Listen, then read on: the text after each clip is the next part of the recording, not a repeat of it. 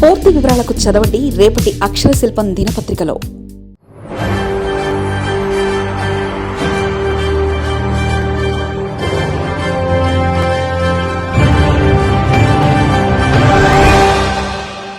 సిద్ధమా అని అడుగుతున్నా మిమ్మల్ని. సిద్ధమేనా? ఎస్. అయితే మీరు సిద్ధమంటే నేను ఒక కమిటీ వేస్తా. వాళ్ళ యొక్క ఫీల్డ్స్ మీరు పోయి చూస్తారు, వాళ్ళ అనుభవాలు వింటారు, మీరు అక్కడి నుంచి మారుస్తారు. 3-4 సంవత్సరాల్లో 100% ప్రకృతి సేద్యానికి మీరు వెళ్ళండి. మీ ఇండ్లపైనే కరెంట్ ఉత్పత్తి చేస్తాం, మీ పొలంలోనే కరెంట్ ఉత్పత్తి చేస్తాం, మీ ఇంటికి కూడా కరెంటు వాడుకోండి, మీ ట్రాక్టర్కి కూడా కరెంట్ ఎలక్ట్రికల్ ట్రాక్టర్ పెట్టుకోండి, దర్జాగా ఒక కారు కొనుక్కోండి, దానికి కూడా ఛార్జ్ చేసుకోండి. ఇంటికాడ వంట కూడా కరెంటుతోనే చేసుకునే పరిస్థితులు వచ్చాయి. కొత్త స్టవ్ వచ్చింది, వంట కూడా అయిపోతుంది. అంటే వంట ₹1 ఖర్చు లేదు. అదే సమయంలో కారులో తిరగడానికి ఖర్చు లేదు, ఇంటికి కరెంటు బిల్ లేదు, హాస్పిటల్కి పోయే పని లేదు. రెండోది లాభసాటిగా ఉంటుంది. టూరిజం బ్రహ్మాండంగా అభివృద్ధి అవుతుంది. ప్రపంచంలో ఉండే టూరిస్టులందరినీ మన ప్రకృతి సేద్యం చూడడానికి తీసుకొచ్చే బాధ్యత నాదని మరొకసారి అందరికి హామీ ఇస్తున్నా. ఎక్కడా ఇలాంటిది ఉండదు. 70% మన దగ్గర గ్రీన్ కవర్కి వెళ్తాం. ఇప్పుడు 50% వచ్చింది. తిరుపతి 89.9% తిరుమల పైన గ్రీన్ కవర్ ఉంది, పచ్చదనం ఉంది. ఇక్కడ 50 నుంచి 70-75కి వెళ్ళిపోతాం. రెండోది అందరి నీవా నీళ్లు తీసుకొచ్చాం. దీనివల్ల రాబోయే రోజుల్లో జలధారకు వెళ్తున్నాం.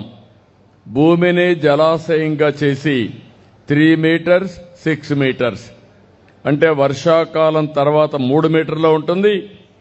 మళ్ళీ ఎండాకాలం అవుతానే 6 మీటర్లో ఉంటుంది. 3 మీటర్లు వాడతాం. ఆ 3 మీటర్లు కూడా మీ పంప్ సెట్ కాడనే సోలార్ పెడతాం. మీరు ₹1 ఖర్చు లేదు. నేనే మీకు సోలార్ పెట్టిస్తా, ఫ్రీగా పెట్టిస్తా. దర్జాగా మీరు ముందుకు వస్తే మొత్తం పెట్టేస్తాం. ఆ తర్వాత మీరు ఆలోచిస్తే మీ ఇంటి పైన కూడా మొన్న 8,000 సోలారు ప్యానెల్స్ పెట్టించాం కుటుంబాలకు, ఎస్సీలకి, ఎస్టీలకి. ఓసీలకి, బీసీలకి 49,000 ఇప్పుడు శాంక్షన్ చేశాను. అంటే మనం ఉత్పత్తి చేసే కరెంటు సోలార్ కరెంటు, ఎక్కడా పొల్యూషన్ లేదు. మీరు తినే తిండి ప్రకృతి సేద్యం, నీళ్లన్నీ భూగర్భ జలాలు పెంచుతాం. 20 ఇప్పుడే చెప్పాడు మిత్రుడు, ఒకప్పుడు 1400 అడుగులు అక్కడి నుంచి పాతాళ గంగను పైకి తీసుకొచ్చేవడం. దానివల్ల వచ్చే నీళ్లు కూడా కంటామినేషన్ అయిపోయి ఫ్లోరైడ్ వచ్చేది. ఆ నీళ్లు తాగితే భగవంతుడు మనకందరికీ అన్ని సక్రమంగా ఇస్తే వికలాంగులుగా తయారయ్యే పరిస్థితికి వచ్చాం. ఇప్పుడు దీంతో ఇంకో పక్క మార్పు వస్తుంది. రెండోది ఇండస్ట్రీస్ వస్తాయి. వ్యవసాయాన్ని ఎక్కువ అభివృద్ధి చేస్తున్నాం. మీరు గుర్తుపెట్టుకోవాలి, వ్యవసాయంలో మీరు చూస్తే ఆధునికమైన పద్ధతులు. కొంతమందికి ప్రకృతి సేద్యం అనగానే ఇది డ్రిప్లో పెట్టలేం, డ్రోన్ వాడలేం అనే ఆలోచనలు ఉన్నాయి. ఇప్పుడు డ్రోన్ వాడుతున్నారు, ఇప్పుడే మిత్రుడు చెప్పాడు. ఇంకొక పక్కన డ్రిప్లో పెడుతున్నారు. అంటే చాలా వినూత్నమైన ఆలోచనతో వస్తున్నారు.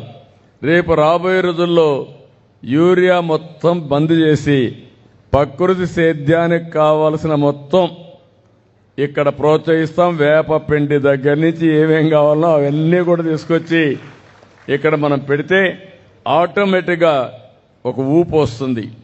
అందుకే నేను మీకు అందరినీ కోరుతున్నా, పౌల్ట్రీకి వెళ్దాం, డైరీకి వెళ్దాం. డైరీలో కూడా ప్రకృతి సేద్యంతో పండించిన గడ్డేద్దాం. ఇంకొక పక్కన పళ్ళన్నీ కూడా ఇచ్చేద్దాం. ఇవన్నీ సర్టిఫికేషన్ పెడదాం, ట్రేసబిలిటీ పెడతాం. పలాని పొలంలో పండింది, పలాని విధంగా పండింది, ఇది ప్రకృతి సేద్యం వల్ల వచ్చిందని చెప్తే ఆటోమేటిక్ టెస్ట్ చేసుకుంటూ టాలీ అవుతుంది. దీనికి మార్కెట్లో కూడా రాబోయే రోజు రేట్లు ఎక్కువ వస్తాయి. ఇప్పుడు ఎవ్వరు కూడా యూరియా పండించిన పంట తినడానికి సిద్ధంగా లేరు. అదే మరి వరి తినడానికి సిద్ధంగా లేరు. ఎవరు కూడా ప్రతి ఒక్కరు ప్రోటీనే తింటున్నారు. రెండోది ప్రకృతి సేద్యంలో వచ్చిన పంటనే తినే పరిస్థితికి వచ్చారు. ఇప్పుడే ఆడబిడ్డలు చెప్పారు ఆరోగ్య సూత్రాలు. ఇదే మరి ప్రపంచం అంతా ఆలోచిస్తున్నారు. ఇటీవల యూరోప్ చూసుంటారు మీరు. ఒకప్పుడు యూరోప్ అంటే ఎప్పుడు కూడా స్నో ఫాలింగ్, రోడ్లన్నీ కూడా స్నో క్లీన్ చేసేవాళ్ళు మెషిన్స్ పెట్టి. అలాంటి యూరోప్లో ఈసారి 46-50 డిగ్రీల టెంపరేచర్ పెరిగిపోయింది. కార్లు పోతా ఉంటే టైర్లు పగిలిపోతున్నాయి, ట్రాక్లు పోతా ఉంటే ట్రైన్లు నిలిచిపోతున్నాయి, మెల్ట్ అయిపోయి. అక్కడ ఉండేవాళ్ళకి అలవాటు లేదు. కొంతమంది పెట్టెలు మారి రాలిపోతున్నారు ఈ టెంపరేచర్ తట్టుకోలేక. ఇప్పుడు రోడ్డు మీద నీళ్లు కొడుతున్నారు. ఊర్లలో టౌన్స్లో అంతా కూడా స్ప్రింక్లర్స్ పెట్టారు, అంటే వాతావరణంలో చల్లబరచాలని. అంటే ఇలాంటి పెను మార్పులు వచ్చేసాయి. అందుకే రాబోయే రోజుల్లో మీరు చూస్తే స్టీల్ కూడా గ్రీన్ ఎనర్జీతో తయారు చేసే స్టీలే కొంటున్నారు. అందుకే మొట్టమొదటిసారిగా జిందాల్ స్టీల్ వస్తా ఉంది. ఆ జిందాల్ స్టీల్ టోటల్గా గ్రీన్ ఎనర్జీతో తయారు చేసే స్టీలే వస్తుంది. విశాఖపట్నంలో ఆర్సీఆర్ మిత్తలు కూడా ఇదే స్టీల్ వస్తుంది, గ్రీన్ ఎనర్జీతో వస్తుంది. అంటే గ్రీన్ ఎనర్జీతో వస్తే వేడి తక్కువ ఉంటుంది. మీరు ఇవి గుర్తుపెట్టుకోవాలి. కాబట్టి మార్పులు వచ్చేసాయి, పెను మార్పులు వస్తున్నాయి. దానికి మన కుప్పం నాంది పలకాలని నా ఉద్దేశం. రైతు ఆనందంగా ఉండాలని నా ఉద్దేశం. ఒక పక్క ఇండస్ట్రీ వస్తుంది, టూరిజం పెరుగుతుంది, ప్రకృతి సేద్యం చేద్దాం, వాణిజ్య పంటలకే వెళదాం. ఇది కూడా గుర్తుపెట్టుకోండి. ఎయిర్ కండిషన్ పౌల్ట్రీ ఫామ్ ఇప్పుడే కంట్రోల్ టెంపరేచర్ ఒక క్రాప్, మిగిలిన ఒక క్రాప్ వచ్చి టమోటాకి వెళ్ళడం, ఎన్విరాన్మెంట్ కంట్రోల్ చేయడం, అది కూడా ఒకసారి మనం వర్కౌట్ చేసుకోవాలి. మదర్ డైరీ వచ్చింది. పండ్లు ఏవైతే రేట్లు బాగుంటావో పండిద్దాం, మార్కెట్ డ్రివన్ క్రాప్స్ పండిద్దాం. ఇంకొక పక్కన మీరు ఆలోచించుకోవాల్సింది డైరీ కూడా 5,12,000 లీటర్లు ఇప్పుడు ఉత్పత్తి చేస్తున్నాం. ఒకప్పుడు నన్నంతా 30 ఏళ్లకు మునుపు ఎగతాళి చేశారు, నేను ఆవులు పట్టిస్తానంటే. ఈయనేదో ఆవులు పట్టిస్తానంటున్నాడు, ఇది ఎక్కడ సాధ్యం అన్నారు. ఈరోజు ఒకే నియోజకవర్గంలో 10 లక్షల లీటర్లు పాల ఉత్పత్తి ధ్యేయంగా ఆలోచిస్తున్న తొందరలో సాధ్యం అవుతుంది. ఇప్పుడే ఎల్లప్ప గారు చెప్పారు, ఒకప్పుడు ఆవు దూడలు పేక దూడలు వచ్చేటి కాదు. ఇప్పుడు అన్నీ కూడా ఏదైతే ప్రిఫరెన్షియల్ సెక్స్ ఎంత సెమను ఉపయోగిస్తున్నాం, 80-90% పేగదూడలే పుడుతున్నాయి. కాబట్టి మీకు ఇంకా బాధే లేదు. అవసరమైతే మన నియోజకవర్గంలో దూడల ఉత్పత్తి కేంద్రంగా తయారు చేసి రాష్ట్రానికి సరఫరా చేద్దాం అవసరమైతే. ఎందుకంటే ఇన్ని ఆవులు ఉండేది ఎక్కడా ఉండవు. ఈ ఆవులు కానీ కరెక్ట్గా పుడితే దాంట్లో కూడా ఆదాయం మనకు. అవి పెంచుదాం. నీళ్లున్నాయి, గడ్డి ఉంది, ఆవులున్నాయి, ఇంకా ఉత్పత్తే చేయాల్సింది మనం. అది చేయగలిగితే అందులో కూడా ఆదాయం వస్తుంది. ఇట్లా వినూత్నమైన ఆలోచనలు పెట్టుకొని మనం ముందుకు పోదాం. రోడ్లు బాగా వచ్చాయి, మీరు గుర్తుపెట్టుకోవాలి. ఇప్పుడు బెంగళూరు నుంచి ఒక రోడ్డు వచ్చింది. ఆ రోడ్ నేరుగా చెన్నైకి వెళ్ళిపోతుంది. పాత రోడ్డు ఒకటి ఉంది, కృష్ణగిరి రోడ్డు ఒకటి ఉంది. ఇప్పుడు చిత్తూరు నుంచి కృష్ణగిరి రోడ్డు కూడా 2 లేన్ 4 లేన్ రోడ్డు వచ్చేస్తుంది. ఈ రోడ్లన్నీ వచ్చిన తర్వాత ఇంకా 1-2 రోడ్లు యాడ్ అవుతాయి. రేపు రాబోయే హై స్పీడ్ ట్రైన్ వస్తుంది. ఎక్కడి నుంచి అయితే బెంగళూరు నుంచి చెన్నైకి 75 నిమిషాల్లో 60 నిమిషాలు వెళ్ళిపోతుంది. బెంగళూరులో ఎక్కితే వీకోటకి ఒక 30 నిమిషాలు ఇక్కడికి వచ్చేస్తాం. అక్కడి నుంచి దిగేసి నేరుగా కుప్పం రోడ్డు ఎక్కితే ఒక 20 నిమిషాల్లో వస్తాం. అంటే బెంగళూరు నుంచి కుప్పానికి 30-40 నిమిషాలు వచ్చేసే పరిస్థితి వస్తుంది. ఇంకొక పక్క ఎయిర్పోర్ట్ కూడా వస్తూ ఉంది.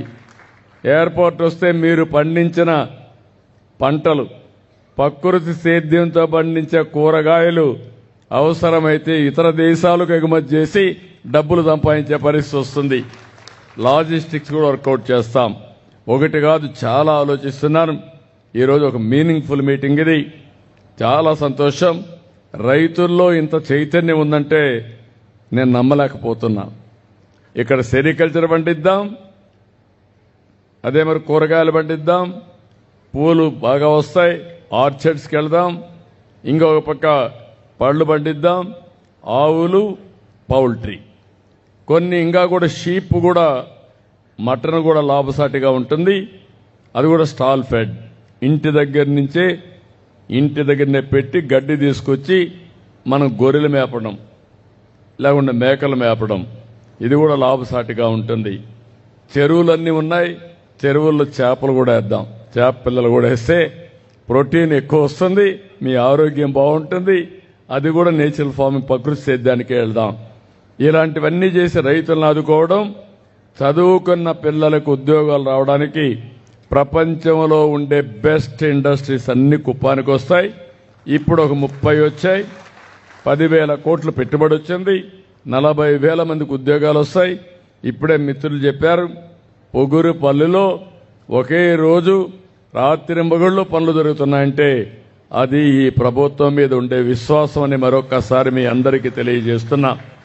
ఇవన్నీ ఒక ఎత్తైతే ఎక్కువ స్కూళ్ళు, కాలేజీలు రావడం, ఎక్కువ హోటల్స్ రావడం, ఈ యొక్క చెరువులు, లేకపోతే మన రివర్ ఉంది, పాలార్ రివర్ బేస్ చేసుకొని మంచి బ్యూటిఫుల్ రిసార్ట్స్ వస్తే ఇక్కడ డెస్టినేషన్ వెడ్డింగ్స్, లేకుంటే కాన్ఫరెన్సెస్ పెట్టడం, అదే మరి లీజర్ టూరిజాన్ని ప్రమోట్ చేయడం, ఇలాంటివన్నీ కూడా ప్రమోట్ చేయడానికి అవకాశం ఉంటుంది.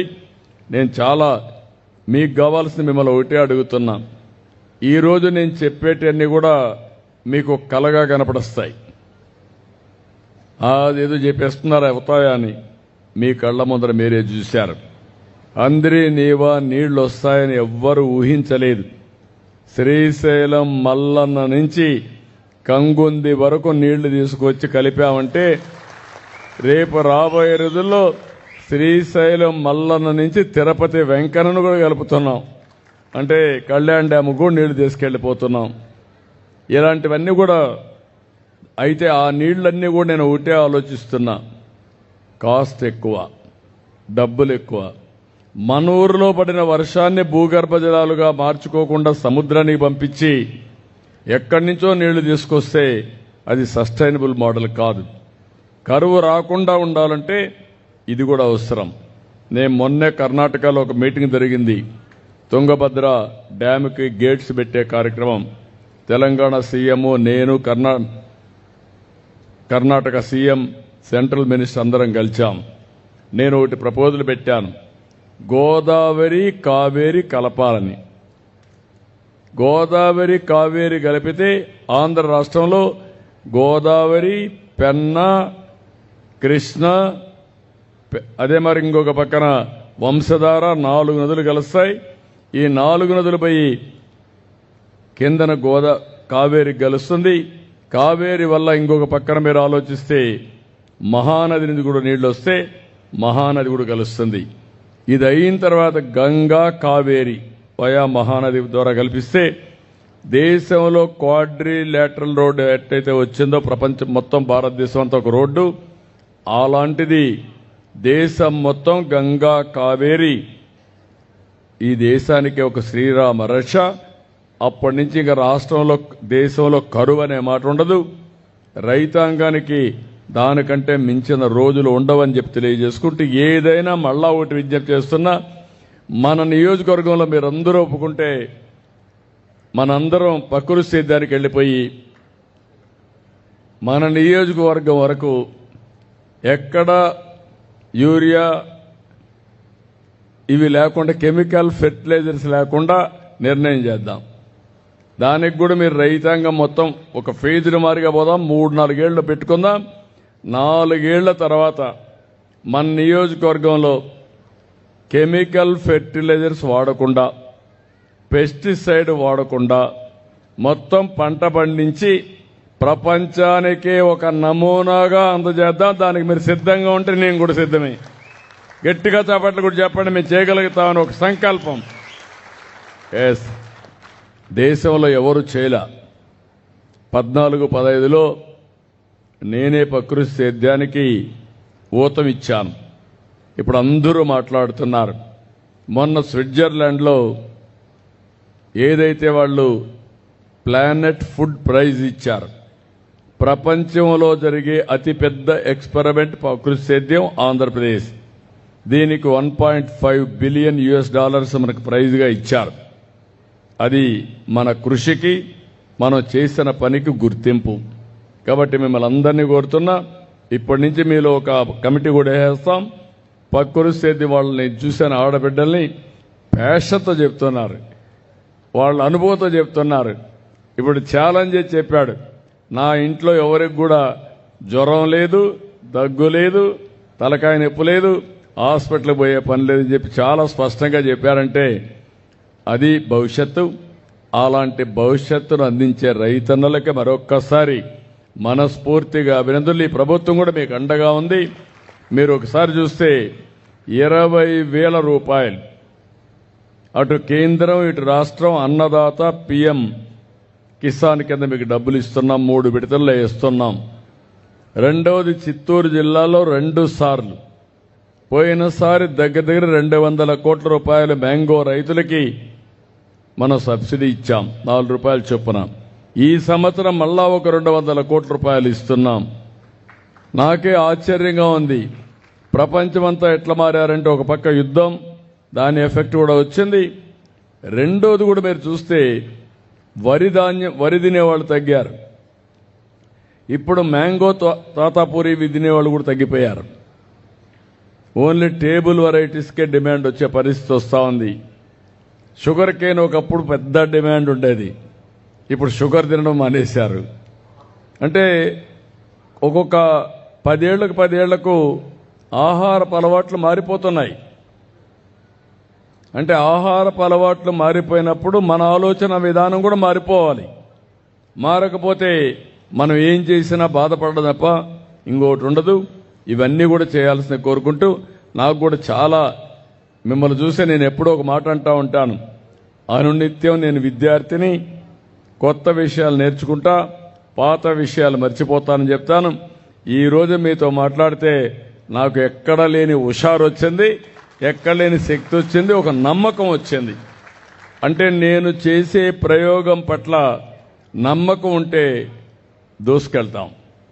అట్లా కాకుండా నేను చెప్తా ఉంటే మీరు డల్గా కూర్చొని ఏదో మాట్లాడుతున్నాడు మేము వింటాం, ఇది మాకేం సంబంధం లేదు అని ఆలోచిస్తే నేను నీళ్లు గారిపోతా.